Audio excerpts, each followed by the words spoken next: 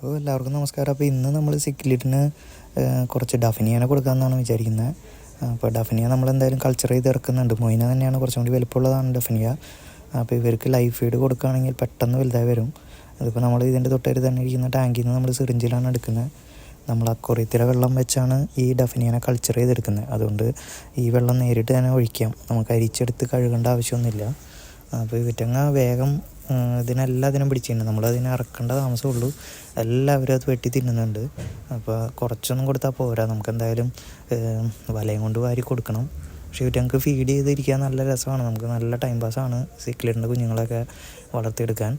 അപ്പോൾ പിന്നെ നമുക്ക് ഒട്ടും ചത്തുപോകാതെ നല്ല വാട്ടറിൽ, ഏത് വാട്ടറായാലും വലിയ കുഴപ്പമൊന്നും വരുന്നില്ല. പിന്നെ അവർക്ക് നല്ലൊരു സെറ്റായിട്ടുള്ളൊരു എൻവയോൺമെൻറ്റ് ഉണ്ടാക്കി കൊടുക്കുകയാണെങ്കിൽ ഇപ്പോൾ പെട്ടെന്ന് വളരും. കുറച്ച് ലീവ്സും കുറച്ച് കോക്കനട്ട് ഷെല്ലും നല്ല പ്ലാന്റഡൊക്കെ വെച്ച് കൊടുക്കുകയാണെങ്കിൽ അവറ്റങ്ങൾക്ക് നല്ലതാണ്.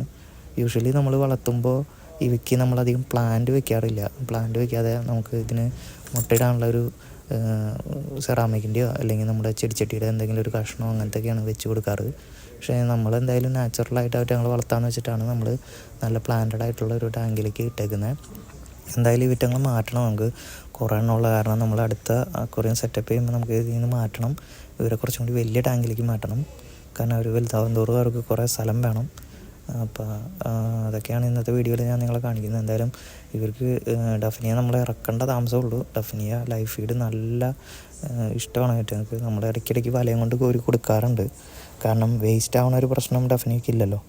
പിന്നെ ഇത് നിങ്ങൾക്കറിയാം, നമ്മുടെ കോഴിഗപ്പി ഏകദേശം ഇപ്പോൾ ഒരു 45 ദിവസത്തോളമായി നല്ല പോലെ വളർന്നു, നല്ല കളറായി. മെയിലും ഫീമെയിലും ഇപ്പോൾ നമുക്ക് തിരിച്ചറിയാൻ പറ്റും. നമ്മൾ കുറച്ചെണ്ണം സെയിൽ ചെയ്യാമെന്ന് വിചാരിക്കുകയാണ്, നമുക്ക് ഇത്ര എണ്ണം കീപ്പ് ചെയ്യേണ്ട ആവശ്യമില്ല.